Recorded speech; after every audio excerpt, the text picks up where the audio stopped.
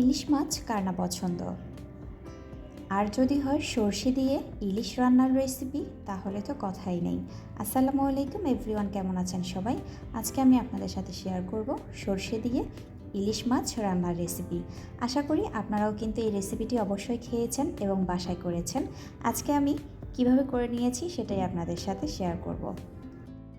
আজকের রেসিপিটি যদি ভালো লেগে থাকে অবশ্যই যারা নতুন আছেন সাবস্ক্রাইব করে দেবেন। চলুন তাহলে এই মজাদার রান্নার রেসিপিটি দেখে নেওয়া যাক।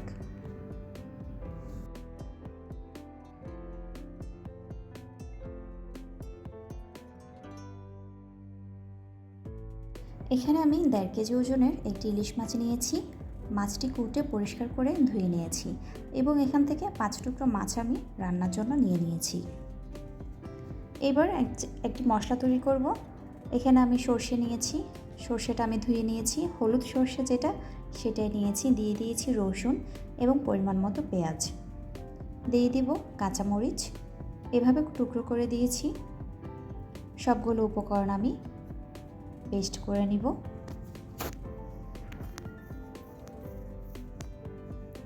দেখতে পাচ্ছেন মশলাটা তৈরি হয়ে গিয়েছে। এইভাবে সরিষার পেস্ট তৈরি করলে কিন্তু একদমই তিতা ভাব থাকে না, তিতা ভাবটা একদমই চলে যায়। এই পর্যায়ে হলুদ এবং মরিচ দিয়ে মাছটা ভালো করে মাখিয়ে নিচ্ছি। চুলায় প্যান বসিয়ে দিয়েছি সরিষার তেল। সরষে ইলিশ রান্নার জন্য অবশ্যই কিন্তু সরিষার তেলটাই কিন্তু ব্যবহার করতে হবে। মশলাটা ভালো করে 2 থেকে 3 মিনিট কষিয়ে নেব।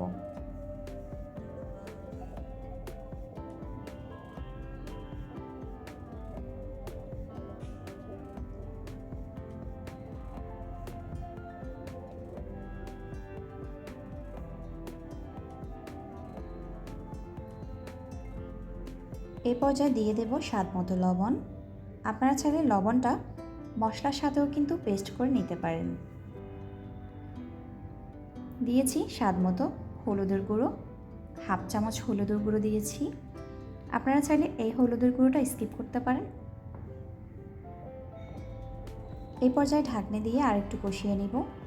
মশলা থেকে তেল ছেড়ে দিয়েছে। এই পর্যায়ে দিয়ে দিচ্ছি মাছগুলো।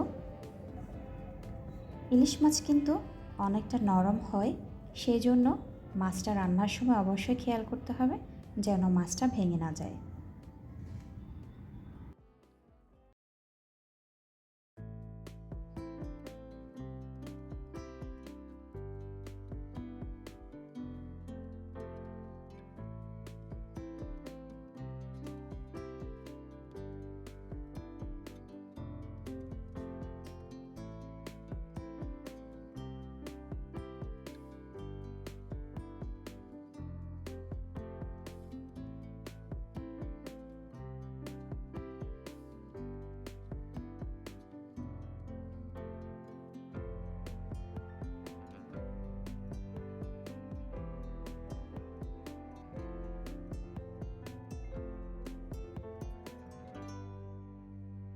কিছুক্ষণ কষানোর পর এই পর্যায়ে আমি দিয়ে দেব মাছের ঝোল।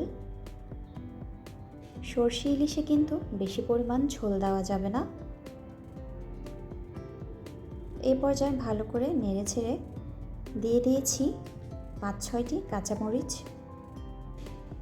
সরষে ইলিশে কিন্তু কাঁচামরিচটা অবশ্যই দিতে হবে, ফ্লেভারটা কিন্তু খুবই ভালো আসে।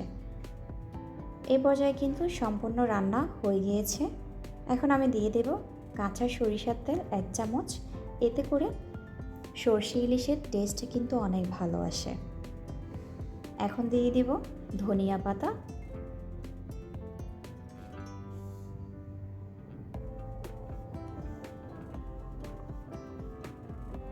এইভাবে যদি আপনারা সরষে ইলিশ বাসায় ট্রাই করেন, আশা করি অনেক ভালো লাগবে। আর আজকের রেসিপিটি কিন্তু অনেক মজা হয়েছে এবং অনেক ভালো লেগেছে। আমার বাচ্চা কিন্তু খুব মজা করে খেয়েছে। আপনারা চাইলে বাসায় একবার হলেও ট্রাই করতে পারেন। ভালো থাকবেন সবাই। এই রেসিপিটি ভালো লাগলে অবশ্যই কিন্তু সাবস্ক্রাইব করবেন, পাশে থাকবেন। আল্লাহ হাফেজ।